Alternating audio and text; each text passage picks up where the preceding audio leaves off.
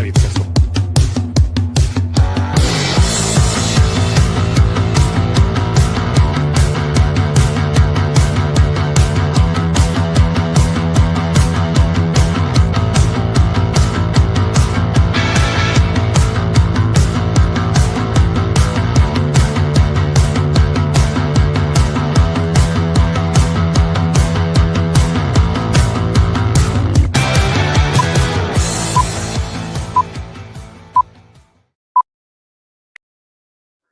Good morning, everybody, and a very warm welcome to Ask the Accountant, episode number 124. That's right, 124.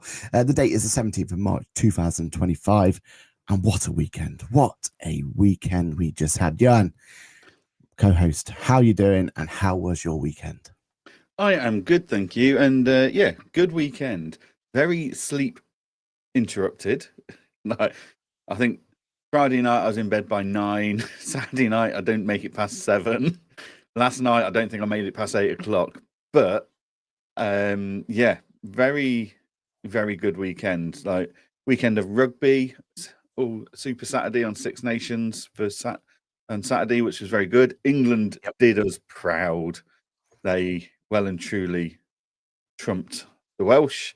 Unfortunately, Scotland couldn't uphold their end of the deal, which meant England didn't win the Six Nations. But Scotland did put up a good fight for Scotland against France, to be fair to them. Yeah. And then F1's back. So happy. Even if it is at 4 o'clock in the bloody morning. What a season opener was it? It was, perfection. And then you talk about everything. Sleep and everything else. My wife's now into sleep tracking, so she's forcing me to sleep track as well. And I got a couple of 20s out of 100, so that kind of says it all, really, doesn't it? I got one of those on Saturday and Sunday, yes. Yeah. But worth it. What are you doing up at this time in the morning? Well. No, very, very good. Very good race. And I got to watch the final as well of the football as well. So that was good. It was a good weekend all around. I think it was a good weekend. We would be nothing without our amazing community, and we've already got some early morning starts. Cheryl says, good morning, Cheryl. Thank you for prompting us to go live, as always. Paul Whitehouse says, good morning. It's good to see you at the FAB, and we're going to talk about FAB very soon. Paul, Linda said, good morning. Wow, 124 episode. I know, Linda. Absolutely amazing, isn't it? Susan, who was one of the guests on one of the podcasts that we helped produce, but more about that later. So good morning to you, Susan. Another one of the guests, Amy. Good morning, Amy. Dave's there. Good morning, all. I hope everyone had a great weekend after Fab. Dave, where were you? I thought you were going to come up to. Now you're in the same country, but no, good to see you, Dave. Susan's there. Morning, all. Fantastic sporting weekend. It certainly was, wasn't it? We had a bit of everything: football, rugby, and the F1 was absolutely sensational. Clive's there. Good morning. Happy Aaron Patrick's Day. Thank you, Clive. Thank you for saying it's Aaron Patrick's Day. I always like when people remember that it's my national holiday. So wearing green to celebrate and everything else. So, I don't wear green very often. So I thought today, same Aaron Patrick's Day, it's a good time to wear it, right? My wife's trying to say it's now her national holiday, but I'm not having that. I think that's inherited through the marriage. Yeah. Morning, 124. Have you been going live for more than 2 years? We certainly have. Yeah. Scary to think that, actually, isn't it? Very scary. How the maths works. One a week. Consistency pays off. Kirsty says, good morning. Good morning to you, Kirsty. Hope you are doing well. Right. Let's start off this episode with a correct. Well, I think we have a little fancy. Let me find this one. Maybe they got rid of it. There we are. I was going to say, Lizzie wouldn't have got rid of it. Wait, that's not I don't think this is my apology. This is just a correct. We don't have an Aaron apology. It's because I mess it up so many often. Technically, it's a constant world. Aaron's talking, Aaron's correction. Well, seriously. Aaron's groveling time, people. I'll have you know, actually, I think this was your I don't think it's either of our fault. Attention. I think we both read the same article and came away with the same conclusion. I did. I'm fully to blame. Right. Okay. So the good people at Zero reached out and said about halfway through our episode 2 weeks ago now, was it? Yeah, it was 2 weeks ago. We talked about Zero Simple and gave some really good elements to it, criticisms to it, all that sort of stuff, what we normally do. But we did make a glaring error, and we're going to correct that now. We referred to it as replacing the Ledger product. This is incorrect. Zero Ledger will still be available to our accounting and bookkeeping customers, so that's good news. We have never communicated that Ledger will be unavailable, and they're just a little bit worried that us talking about that will be spreading inaccuracy around the market. So we're here to say that we were wrong. Ledger's not going anywhere, which is a fantastic thing to hear. Ledger will still be there. Still say that article that we read makes it sound that... But the article said they're going to start transferring people from Ledgers to Simple Start. So, yeah. Maybe they're going to give that option. So does this imply that Ledgers won't support MTD IT? Is that what they're saying? If you need MTD IT, you're going to have to move from Ledger to Simple Start. That's a very good point. And that makes sense, right? Because... Yeah. Is QuickBooks offering MTD support? They've said maybe, haven't they? They've never given us a thing, but I think MTD itself should have that client interaction anyway. I feel like it's got to be something the client. It's the only way you're going to run this efficiently. Exactly. Whereas your Ledger product is designed for no client contact. They're to one side. They give you data and you go off to the races. So yes, we do apologize for getting that bit wrong. It was interesting actually, because we'll talk about Fab next, but we were at our station here for Ask the Accountant, and then Zero was next door, and a lot of their conversation was about Simple Start. That their real push there. This is going to be the game changer. This is going to be everything that accountants need, and trust us for MTD, because we've got Simple Start, not Simple Start. Am I the only one having flashbacks to Zero Go? Wasn't that the same messaging? Well, I don't know. Like, for me, I think our big criticism of Zero Simple last time still holds true. Like, why put the restrictions on it? Why be so aggressive on restrictions? I mean, like, it's a product that I think it's got real good legs, and there's real opportunity there for that lower market to be there. Just doesn't need to be aggressive with restriction, like X amount of invoices and all that sort of stuff. Yeah, just. I don't know. For me, those sort of products, just give a bigger, restriction on it, and then more people can use it, and more people can make the most of it. Because it's supposed to be that gateway drug, isn't it? Like you brought that up quite a few times with certain pieces of software. Like, it is that gateway drug. It's giving clients their first opportunity to be in that digital world and digitalization and everything else. So to me, it doesn't need to be restricted. And I still say there's a world for a Zero Go. Like, I actually really like Zero Go as a concept. Poorly executed, as we mentioned many a time, and obviously was very poorly executed because they had to pull it. But I still think there's a world for that more simplified, straightforward. Just look, let's give those people who have never wanted to go digital before that gateway in, that little holding the hand and going through from there. So, hey, we shall see. But yeah, remember, if we do any other problems or make any other issues, or we say something wrong, then do reach out to us, or better yet, talk to us in the chat, get us to tell us we're wrong when we are wrong. So yeah, apologies for that one. Thanks for reaching out for us there, Zero, and we'll make sure to do better going forward. Right. We'll try. We'll try our best. We've got morning team, first time listening live and just starting my practice. Well done. Congratulations. Hope that is going well. Thank you, Aaron and his team, for the sunflowers. The kids love them, and looking forward to seeing who's grows for it tallest. And I think this is the right time to grow sunflowers, right? I think we had a bit of a there was someone in Fab telling me how this is the right time to grow sunflowers. So it wasn't me. Spring, I wouldn't know. All that sort of stuff. You tried to flog them to us in November, was it, or October? Was it for Aaron? I got told by Ash that was the time to start planting. I mean, what does he know about flowers? He could have been right, because Hastings obviously have their own little tropical ecosystem. So they get France's ecosystem, don't they? Apparently there's a point in Hastings, if you get to a certain point, you get the French mobile telephone coverage. So they must get the same ecosystem as well. So. Exactly. Yeah, so maybe the information was right for Hastings. Yeah, basically, Certainly wasn't for Hastings is Edinburgh. just a French province. That's what we've learned today. Well, correction corner coming next week.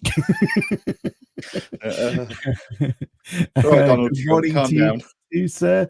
Tim C, 6 minutes late as LinkedIn Live let me down. What did I miss? Oh, what's wrong with LinkedIn Live? Oh, I'm not seeing anything. says it's live, but yeah, thanks for that, Tim. And we've got Amy, Dave, Susanna, and Linda in from LinkedIn. So yeah, yeah, it might be a you problem there, Tim. But yeah, LinkedIn Natasha on says, Guernsey. good morning, or good morning to you, Natasha. Hope you are doing well. Just making sure no one from Instagram's jumped in. We've got a couple of bit there, but no one's chatting on this. That's all good. Right, let's go with our first proper topic of the day, and that is FAB. So, no, we weren't promoting the world of. It really helps land a joke if you can remember what the punchline was. Thunderbirds, that was it. Oh, it's been a long weekend. I'm very sleep deprived at this point in time. I do feel like I've got some sort of niggling. You sound like you've got something coming. Yeah, something's on its way, isn't it? Anyway, so no, we weren't promoting the world of Thunderbirds Our Go and FAB1 and FAB2, but we were there at the Festival of Accounting and Bookkeepers down in the NEC. And what a few days we had. It was brilliant. Jon, you go first, because you're now becoming a seasoned pro at this, turning up and wowing the fans with your stand and everything else. How did it go from Say, be careful where you go here. Yeah, the fans what they want. Engager had a fantastic 2 days. We've spoke to loads and loads of people about Engager. Like, some people really scared me. Other people scared me so much I was almost in admiration of them. Like, we run a 600 client firm practice. Okay, what are you using at the moment? Spreadsheets. It's like, right, you've crossed the point of stupidity now. You're now actually at the point of admiration, because I gave up after 80 clients. Like, it can't be done, but it can apparently. So yeah, look, we had really, really good conversations. It felt like there was a lot of starting up, new to the industry bookkeepers and accountants there, which was really nice to see that next generation, because we always say there's a talent shortage. So seeing people coming in and planning best practice from day one in the form of using Engager to run their practice from day one was really, really exciting to see. That message is finally landing, that it's never too early, especially if the pricing's right, to go from there. So yeah, we had a really good 2 days. It was myself, Marcus, Andy, and Katie from Engager. Nice little cohort dream team delivering for 2 days, and we even found a place that went right up there in Aaron's scoring charts for burger places. So that's always a good start. In the top 5. In the top 5. Yeah. But yeah, no, had a really good 2 days. Compared to yours, though, you were a busy man. Yeah, I think before I go into what we did, I think I want to reflect on how or where I feel like Fab is in the event sphere and everything else, because God, here comes Apology Corner next week. I have huge admiration for the team at there. I think they've definitely given us a reason that they should be an event, right? That's 100%. We saw that. I think it was a bit shaky when it was in Coventry, and it was the Counting Web Live was their brand over there, wasn't it? Yeah. It was shaky. It was 100% worthwhile going, but it didn't do enough to justify having a separate event. It wasn't unique enough in itself, was it? Exactly right. Whereas this one, especially last year, had some amazing concept, and it was their first year, so sometimes those concepts didn't quite land, or they needed to be refined, or they kind of maybe missed the mark a little bit. But that's your first year. You always give someone their kind of bit of a stand back a little bit and give them a bit of thing for their first year. But what only bit of criticism I have for this year is a lot of those concepts weren't refined and then brought back in a different way. They were scrapped. Yeah, and I feel that's the only thing that I would criticize about this one, because I think the location brilliant. The accessibility, although if it could be one of the first halls in the NEC and not the last hall, or encourage someone to build a hotel this side of the hall, that'd be perfect. And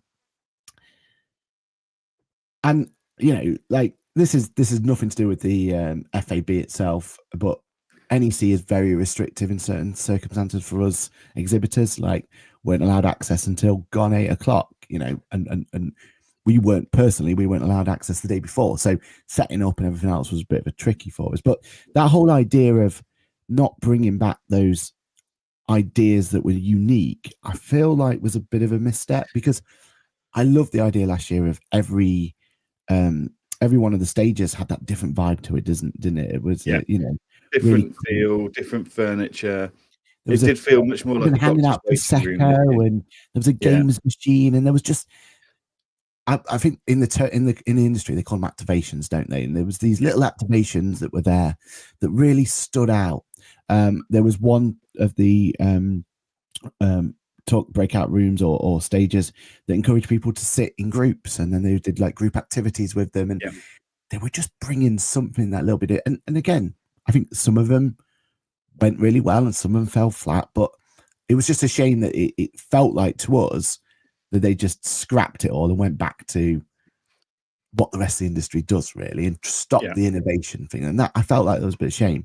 There was no VIP section, there was no meet and greet. There was in the end. It was behind QuickBooks. Was it? It was behind QuickBooks. Yeah, behind QuickBooks. There's a VIP section. It was smaller. It was smaller this year. There's a VIP section. Okay, fair enough then. Okay, so it was there, but where's the meet and greets then, and all that sort of stuff that brought something a bit different to the area. So but overall, a fantastic event. Loved seeing everybody there. There is definitely a good positivity around it. There was definitely a buzz about it all. Your comment about the spreadsheet thing, that came up a few times in our podcast as well, how people were 50 or less, you're okay to go with a spreadsheet sort of mentality, which is definitely unique to this event. We don't get that sort of most of the people that come to these events are very much getting the right software for the right thing. Like, it is very forward focused, isn't it? Yeah, so it's interesting to see those people gravitate into this event as well, which it probably is down to location and probably down to it is very inclusive. It is that's the benefit of it, is it is bringing people from the industry that don't necessarily come to events to the industry, which is always a good thing. And the amount of people who got their first opportunity to talk on stage, like highly hats off to the organization for that, because that's great to see in the industry, right? Like, people have got that opportunity to talk on stage, to give their point of view and go through from there. And I think the concept of the podcast area, that what we were running, was really, really, great concept, fantastic concept. The idea that let's celebrate the podcasts which are in the industry, and let's have a fab podcast studio, and we'll have all the different podcasts coming into here, going from there. I would say it was a little bit, and they'll admit this, it was a little bit rushed in terms of getting it off the ground. I don't think it quite got, it didn't quite hit the nail that it should have hit, because there was podcasts missing. There was people were turning up to podcasts that we couldn't have ready because we had technical difficulties, because we weren't ready in time. With people sitting in the stage waiting to go. I know that, but I did love that idea that we could have these live podcasts.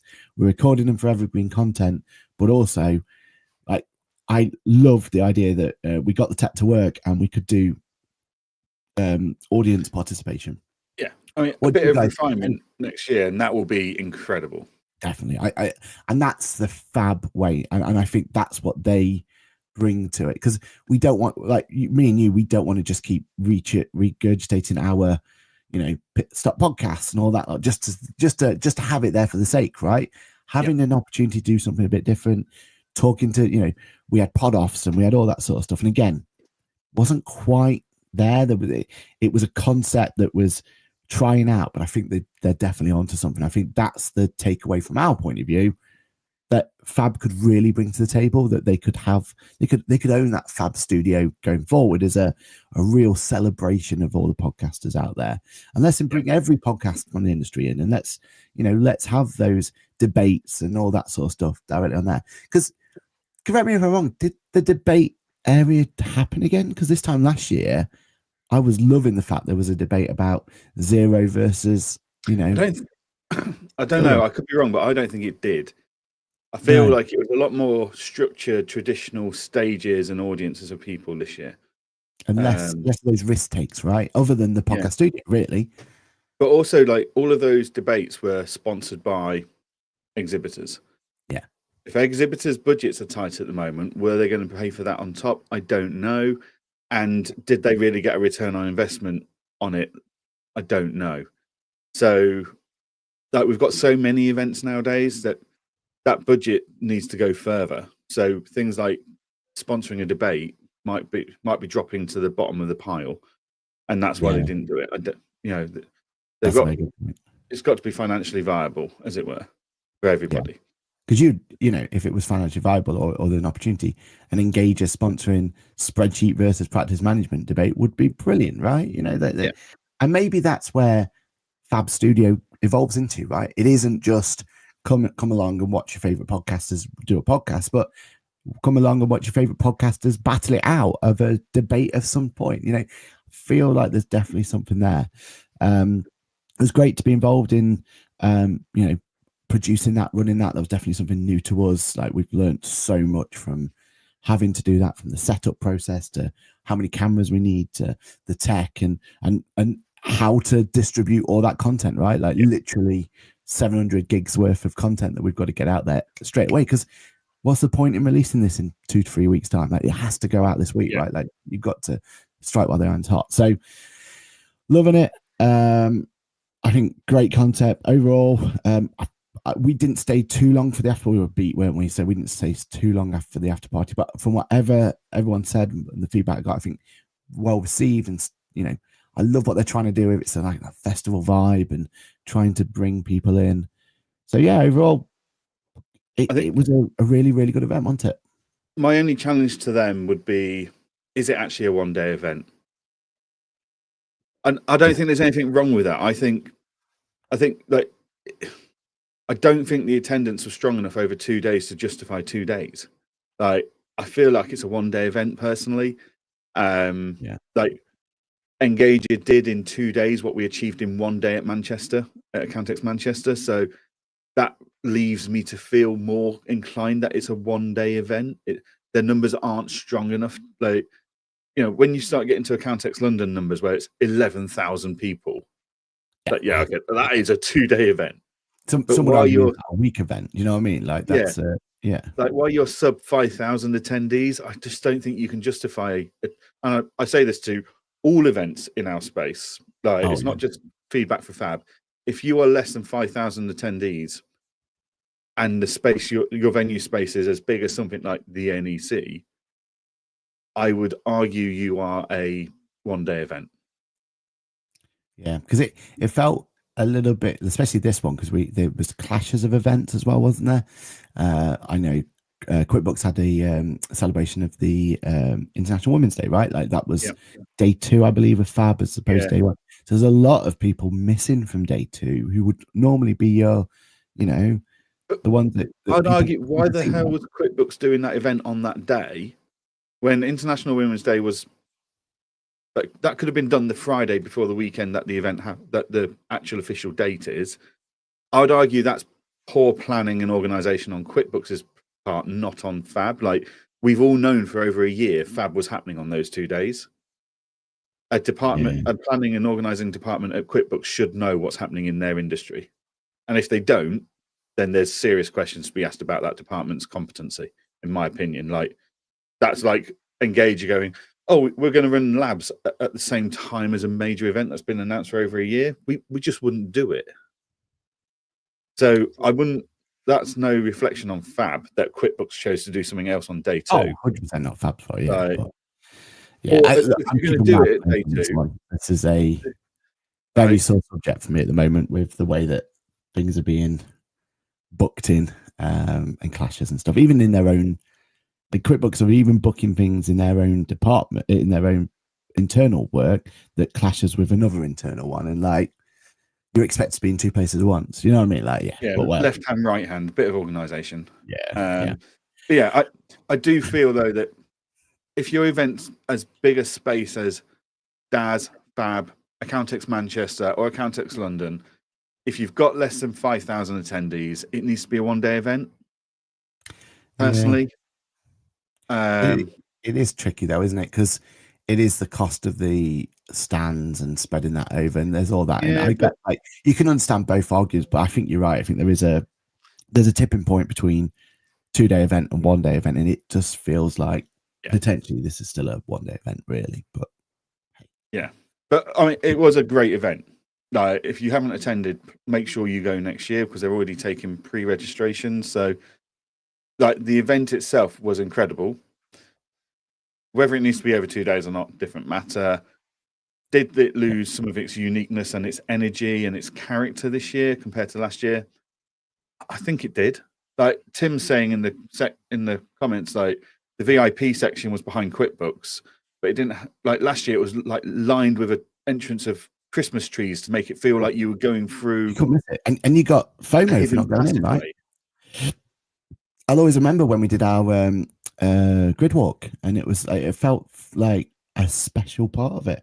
When we were walking in for meet and greets and stuff, like it was that festival vibe, wasn't it? It was, yeah, and it's almost losing that festival like moniker, that you know, USP element if we're not careful. And I think that's what they think they need to take away. They need more of those activations, more of those things. And I get it, right. They definitely had some challenging times to get the event off the ground this time. There was things behind the scenes going on, all sorts, wasn't there?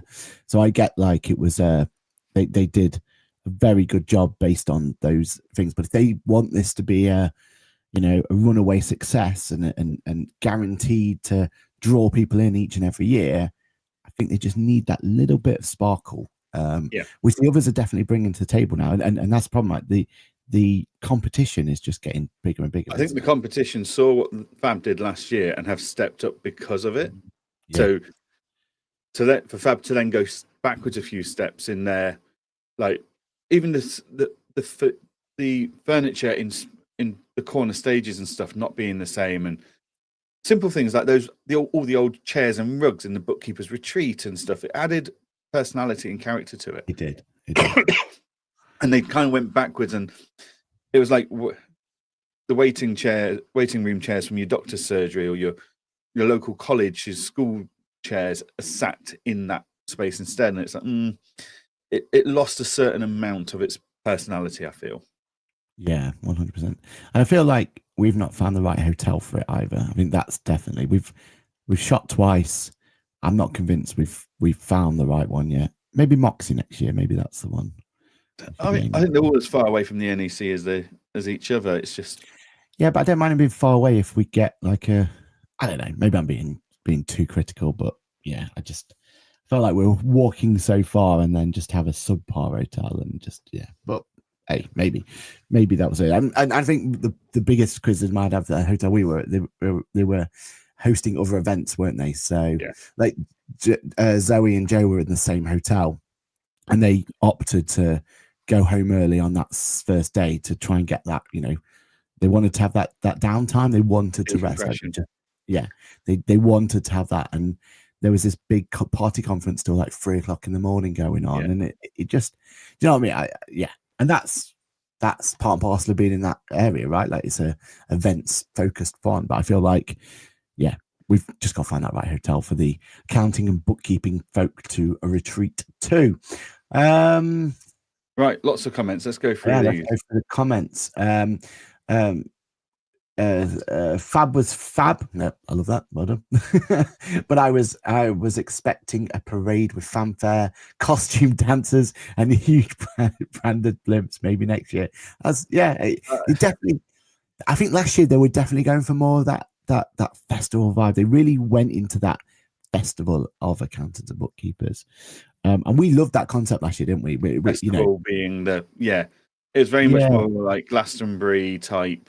music festival type thing, and that without was very the good. without the lasers and the darkness that others bring to it comes along. Like, Yeah. and hopefully we'll see more of that Sam next time.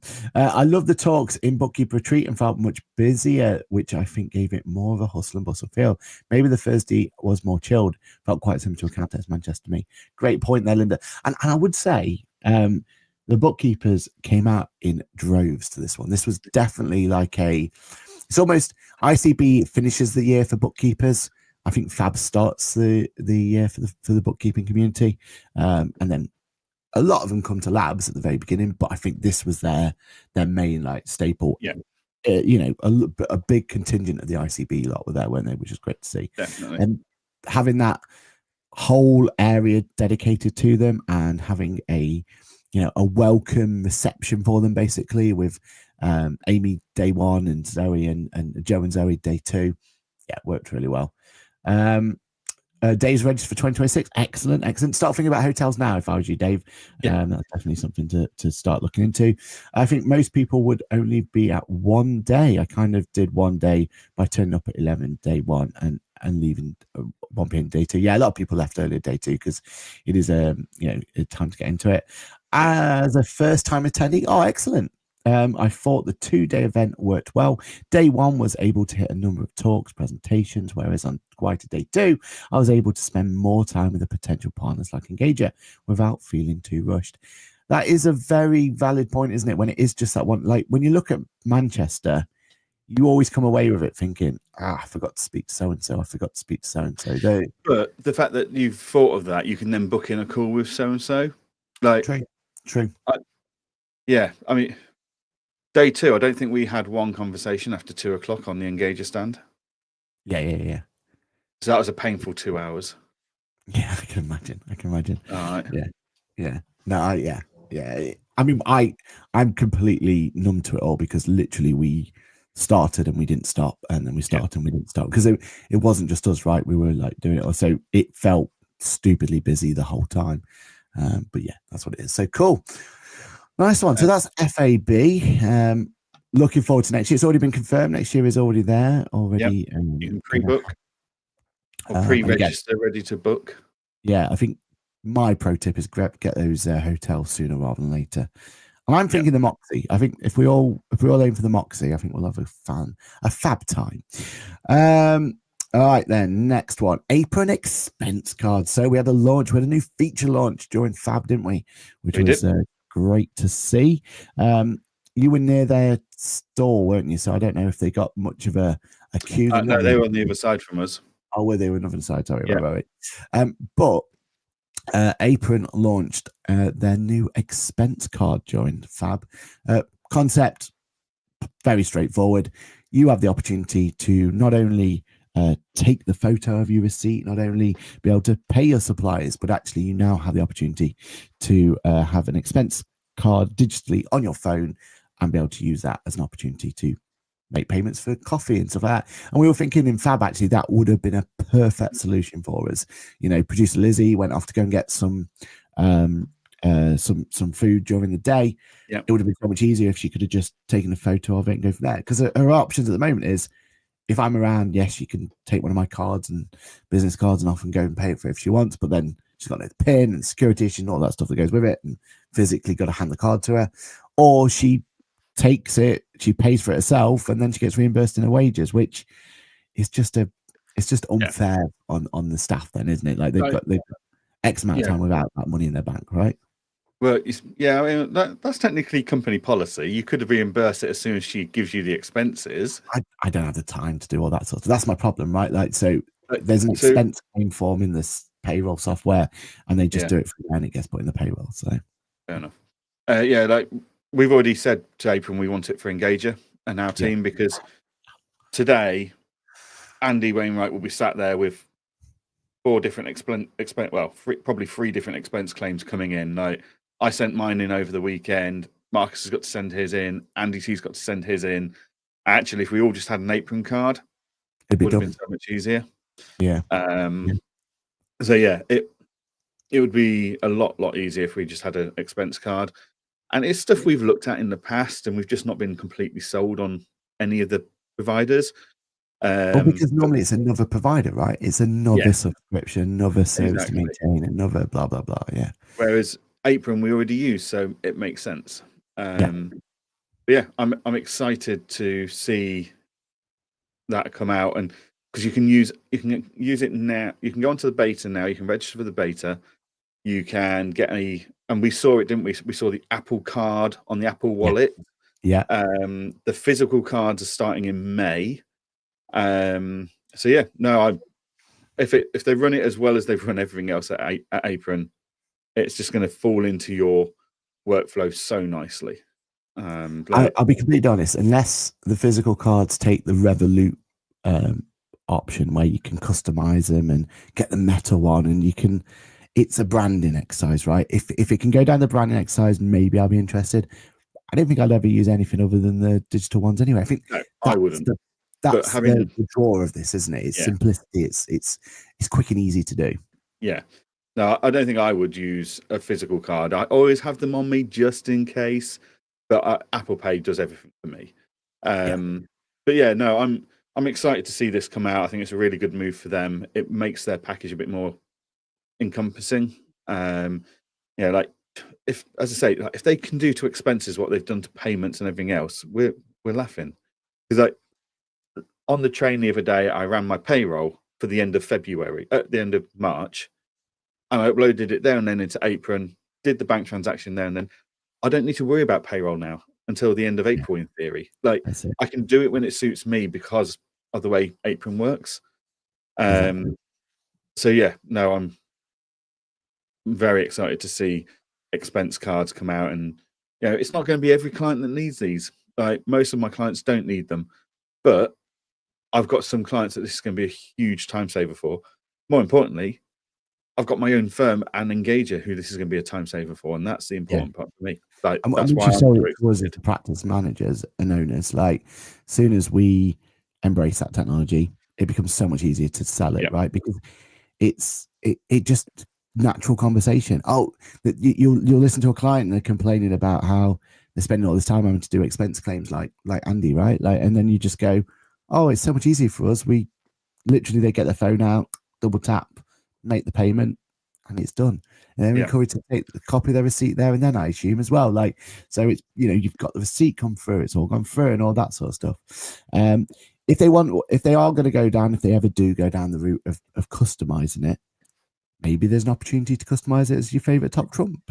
Maybe that's a collaboration no one ever thought about till now. So let's see what happens with that one. But I'm really excited for it. I think I know they've got some, like, their roadmap is stacked at the moment. There's some other great stuff coming, but this was the one I was really looking forward to, and I'm really excited that this is what they told us was coming back when we did that Cool Spaces episodes with them, when we looked at their office space and how they work and who they work with and stuff. Much cooler. And maybe it's unfair, but because I know they've got a Revolut background, I'm always thinking that it's going to be very similar and very user-friendly like Revolut is. And that's what Revolut brought to the table. Like, it was simple and easy virtual cards that you could just have. And, maybe they don't go down exactly this route, but the strength of just being able to quickly create a, temporary virtual card. So these events sort of thing, like Engager Labs 2025, I brought my whole team there. If there was an opportunity for me to create a quick and simple virtual card that lasts for 24 hours, for example. Yeah. You know what I mean? And they can go out and do what they want. You probably set limits or whatever you want to do. But do you know what I mean? Like, just giving them that opportunity, and that's such an easy win for us as business owners, just to, give back to our team and just give them a bit of an opportunity to let their hair down or whatever. Like, if they want to go to Pizza Express, they go to Pizza Express, and and they don't have to worry about how to pay for it. They'll just use that card. Yeah. That's the sort of thing that I'm confident that someone like Apron could bring to the table and just make it easy, right, for us. The temporary card, 50 quid a person. There you go, guys. There's 50 quid on there for drinks, food, etc. throughout the day. Enjoy. Yeah, exactly. Go fill your boots, go and enjoy it, do what you want. And And I think that makes it so simple, doesn't it? I think there's a lot of messaging there as well about culture and ethos in the firm and how you look after your staff and how you treat them like adults. Yeah, 100%. Yeah. Whereas even now, I know the big firms, there's still this, like, you send your expense claim form thinking, is that going to go through or not? Do you know what I mean? Like, you know, yeah. So, whereas with let's go back to comments. Whereas with Accountex London, it's 2 full days, and I still don't get around it all by myself. Technically, that needs to be a 3-day event by my 5,000 day ratio thing, because they did 11 The and official 11,000. event ratio now. That's it, yeah. Put a stamp on it. You know, they're now technically at a 3-day event space because they've got over 11,000 people attending. So that's why people haven't got time to get around it all, because it's now a 3-day event. But judging by my hotel costs, so please don't make it a 3-day event, because I'll be me. But then I must say, going forward, I don't know why we're staying at Excel each time. I think it's so much easier to jump on that Elizabeth line and just go wherever you want, right? Like, that's the beauty of it. Kirsty says Hotel the Arden. Oh, we got hotel talk coming through. Yes, it's a walk, 25 minutes. Yeah, same as ours, but it was lovely, and a swimming pool for a chilled Tuesday night. Have pre-booked for 2026. The Arden. Why do I not know what the Arden is? I can't think where that one is. It must have been near I think it's near Resort World, isn't it? I know Tim from Guernsey stayed there as well. Oh, is that where they stayed? Right. Okay. So it must be. But I do like a good moxie. So I'm tempted by that. I mean, look, nice to have a pool and everything, but I won't have time to use it. So yeah, I've got time for swimming. Yeah, exactly. I'm really looking forward to being able to use it with a couple of clients. Interested to see how it works. Exactly, Shelley. Yeah, I think that's the thing, right? It brings you to use that maybe for a client that you've not been able to sell Apron to before, or not quite had the right use case, or they were a bit umming and ahhing over it.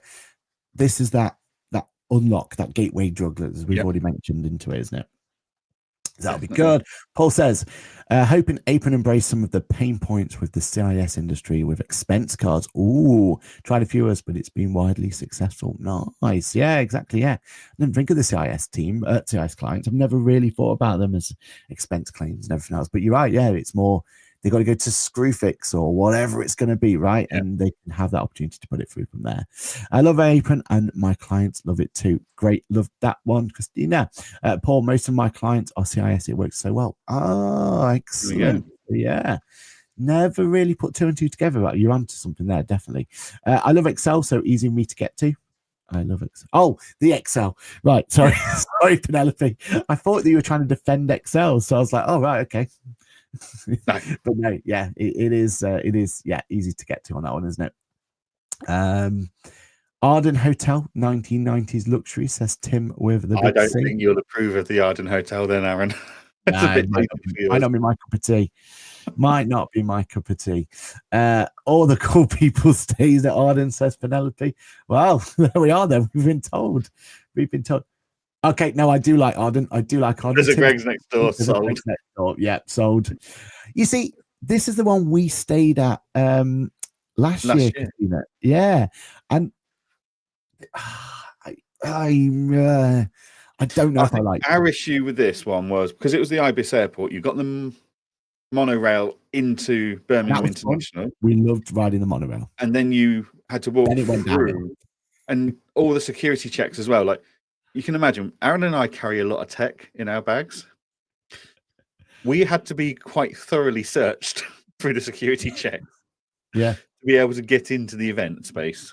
And it did take the mickey that time when we had to get on a plane to Lanzarote to then come back again to the airport to then be allowed out. That was, unnecessary time wasted, in my opinion, at that point. And all I wanted to do was go to bed.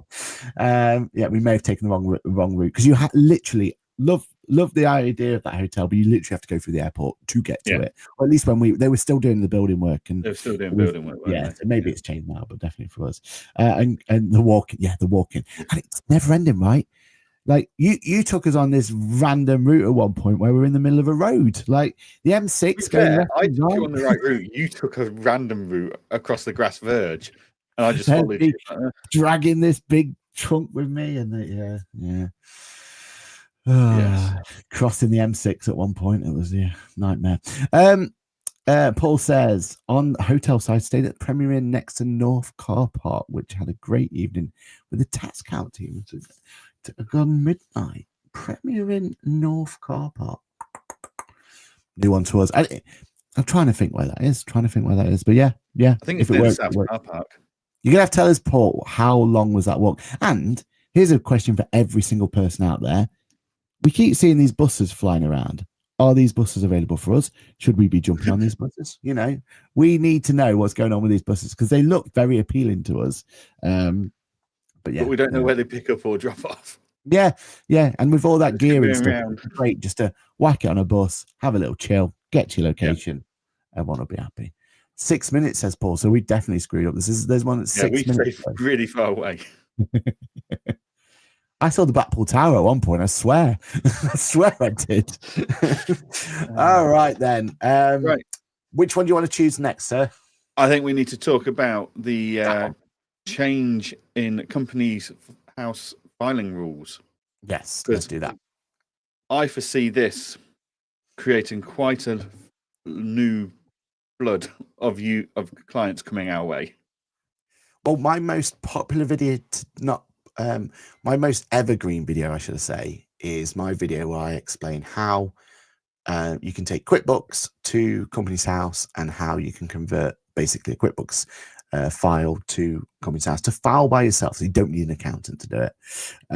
Controversial, I know, like blah, blah, blah, blah. I've had all the criticism, blah, blah, blah. We can talk about that another day. But it definitely shows that there's an appetite for people just wanting to self-serve their account. So just so everyone's aware, Companies House are abolishing the ability for you to file your own accounts and company accounts and CT600 tax return via their free online portal. That's going to be abolished. Any year ends past 2025 from memory, 31st March 2025, will be unable to file via the free portal, and they are going to be mandating the use of software to file. 2026. I thought it was 2025. No, year end. So if your year end 31st of March 2025. So yeah. So basic ones that probably need 20. But yeah. Either way, they're going to abolish it. I think the confusion is they've already taken away the CT600 side of things. So the HMRC link's already gone or will be gone on 31st of March. And then the whole portal's just going to be closed in 2026. I think that's what it is, to give time for people to catch up. So tricky one. I think there's a part of me that loved that service, and again, that's why that video did so well, because there's a lot of people out there who micro-entity accounts. They don't need technically to have an accountant to do it for them. They push it through from there. There are good pieces of software. Inform Direct, I believe. Maybe I haven't got this 100% right. Dormant only, I think. Is it dormant only? Okay. Yeah. I think I could be wrong there, but I'm sure it's only dormant. But your QuickBooks of the world, your Free Agents of the world, I believe, and your Xero of the world, they offer the opportunity to file these accounts, but accountants only. Is this there? Which is because everyone like us has been campaigning for accountants only. Yeah. But is this an opportunity for them to open it up? I mean, please don't open up the QuickBooks one. Like, that would be disaster, right? But you could open up the Xero and the Free Agent one potentially as a bolt-on, with support of an accountant or something that can, like, as an accountant, give us the option. Like, I'm quite happy to have a MOT solution for some clients out there where we will check it for them, we'll make sure it's right, we give them that low-cost option to file it, but we file with confidence, sort of thing. I haven't gone through the numbers. I don't know. I'm spitballing here, so but I think someone like Free Agent definitely would give us that functionality, right? Like they're agile enough to be able to kind of develop this for us. But I feel like someone like Free Agent giving us the chance to have a little toggle that for this client, I'm going to give them the opportunity to file their own accounts. I feel like that's something that would be useful. My concern here is, like, I think we're going to see a flood of new business to us at a time we're already expecting our current client workload to quadruple because of MTD it. We're expecting people that have been quite happy doing their own tax returns for years to now want us to do it because of the MTD IT requirements. So to put this on top of us at the same time, it worries me that we haven't got capacity in the industry for it. But there is a bigger headache here, and that is the majority of people that are filing their own accounts through Companies House are doing so because they don't see the value accountants and bookkeepers offer. True. So actually, you're not getting good clients here necessarily. You're getting begrudging clients that, well, it's this, or I have to learn some software I don't understand. The software's too complex for me, type thing. Whereas Companies House was really simple. Yeah.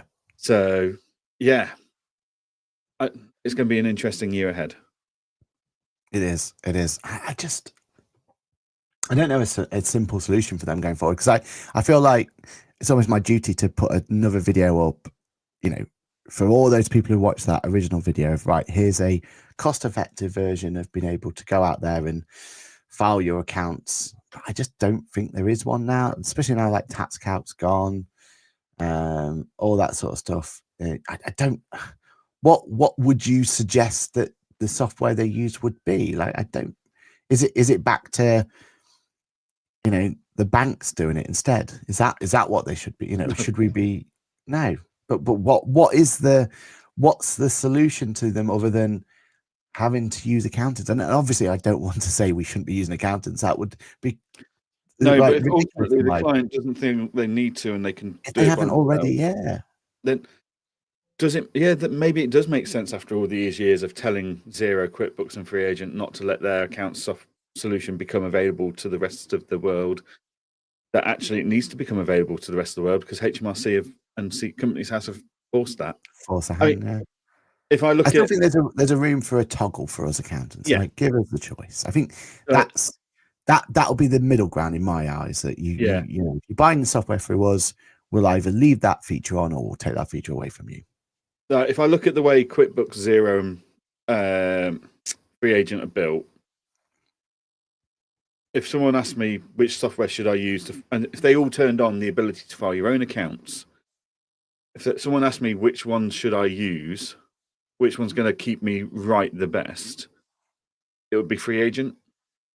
I've never taken on a messy set of Free Agent books, because Free Agent's so controlling, and so well built, that it tries to stop the business owner from going wrong too far. Yeah. Whereas the amount of Xero, QuickBooks accounts that I take on that are a bloody mess, because they're almost too liberal with what they can do. So if I'm looking at the industry, I'm going, who would I trust to be able to recommend if they all started doing their accounts production tool to the end user? It would be Free Agent. And I think they could probably do something rather quickly with that, which would be interesting. It's already built, right? Like, it is already there. I've never used it. Like, it's one of those features that I did my qualification the other day on my birthday of all times. I did my what a way to celebrate. Free Agent recertification. I did that. So I'm fully aware that it's that. I've just never played with it. But what is that easy solution for? I don't think there is one. I just feel like I don't understand why companies have taken it away either. I don't get it, because like you've got your charities and all those ones that just had those simple set of accounts that sometimes it wasn't even the charity accounts. They were just like holding a trademark, or do you know what I mean? Like, it was pretty much a dormant set of accounts that they were having. They're the ones that are going to be affected. They're the ones that I feel sorry for. And I just feel like there's got to be a better way. And it probably comes into line with this new, we've got to now register with Companies House, and we've got to provide those details. So it's probably in line with that, and it's probably not just them. And let's face it, it's easier to turn things off than it is to turn things on for them. So that's one thing they could do to show progress. Yeah, I just because this is the equivalent of making tax digital for Companies House submissions. It really is, isn't it? Because it's mandating software, right? It's just disguised. Yeah. So let's see if or when or how the FMS solutions are going to react to this, because I don't see a world where TaxCalc, for example, would ever offer a solution commercially. Like that's not going to be in their thing, right? Like a one-off subscription doesn't seem right to me. It doesn't work. One-off filing fee. Yeah. Yeah. KPM, they could spin it off with their new Office 365, KPM 365. Like potentially, you 365 it, then you submit it, potentially. But yeah, or is this the world where your Crunchers and your Lucy Cohens of the world with their Mazuma software? Did they do a self-service one? Like they've already kind of built most of it there.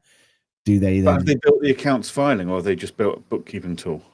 I wouldn't know. I'd imagine it's like, especially with Lucy, like it would be in their roadmap at some point, right? Like, why spend money to Iris or CCH or whoever they were using? Yeah, when they could have, like, they could own all of the cake, right, and have it. We had a bit of a laugh beforehand, didn't we? It's very grateful that we got involved with QuickBooks as accounts production software when we did, because originally their idea was they were going to give us some downloadable content in a form of Excel that we were then going to go over to this portal and we were going to upload it through there. So, you know, hindsight's a wonderful thing and all that, but yeah, imagine they were in a situation where that'd have been awkward. Yeah, exactly. So there we have it. Any more you want to say about that topic? No, I have a growing concern for our industry at the moment, where we have more and more demands, which look like there's going to be more and more work and new clients coming to us that have never used accountants and bookkeepers before. Yep. They're not going to be necessarily, not all going to be great clients, because they're going to begrudge having to do it because they've been forced to by the government. And they don't see our value other than well, the government told me I've got to, this is just profiteering for you guys. On top of a talent shortage in the industry and a huge recruitment challenge. Like the amount of people I spoke to at Fab who are having a nightmare recruiting and retaining staff at the moment is phenomenal. And I'd love to see some freedom of information out there from colleges and universities and governing bodies declaring what their intake of new students were last year versus 5 and 10 years ago, because I'm fairly sure it's a downward trajectory, but that's a feeling. I've not got any evidence to back that up. So yeah, it's all coming to a big crunch point, and it's going to get messy over the next 5 years, I think. And from a tech point of view as well, there's a reluctance for self-service, right? We never needed it before. We always were proud that we could absorb the admin fee and we could absorb this because we were selling value, we were selling services, we were, clients saw the value in it. But if we're going to be expected to serve this new level of client, these clients that never wanted to pay for an account and never, like you said, begrudgingly doing it, like for us to be able to serve them, and I've been saying this time and time again about MTD as well, for it, we need self-service for us to be able to put it at the price point that they're expecting, for us to be able to deliver an efficiency level that will mean that we don't have to charge the earth for it, right? There's definitely a world there where some accountants are going to do really well, but they're going to be your Mazumas and your Crunchers of the world because they've built their software from the ground up to do it. And all software out there is almost sometimes reluctant, and sometimes it's just, other priorities. Like Engager would love to give the option for a self-service portal, right? Like that would be a great USP to put out there and everything else. But your roadmap, as dictated by the community, that option is probably 6,551st place on the list. You know what I mean? Like something like that. You'll get there, but I don't know. And then every other software out there is just reluctant to even consider it, right? Like, it's almost a taboo. Like, why would you want to self-service your clients? And I think this is something where we've got to, we can still add value to a client because we can do the checks, we can do the crosses, we can make sure everything's all in the right place. We just need tech to give us that chance to be efficient with it. And at the moment, it's not there. No. Right, well, I get off my soapbox. Good morning to Douglas. Good morning. Welcome. Hope you are having a good day. Right, That is it. That is the end of episode 124. We hope you all had a great time. Remember, if you are listening back to this at a later date, don't forget to use our feedback form, which may or may not be in the link tree. It probably isn't at this point in time. Well, by the time you listen to this, maybe it is. And if you have any questions or want to give any feedback, let us know. Remember our apology corner, where we did correct ourselves from episode 122 regarding Zero's ledgers not going away, so don't feel like you've been misinformed. But with that, that is it for this episode of Ask the Accountant. We'll be back here same time, same place next week for some episode 125, and also keep an eye out on our YouTube channel and all those other channels, because we've got lots of content coming your way. So make sure you like, subscribe, all that sort of stuff. Johann, anything else you want to say before we say goodbye? No. I just hope everyone has a good week, and we will see you all this time next week. See you all same time, same place. Have a good one. Always. Bye for now. Bye-bye.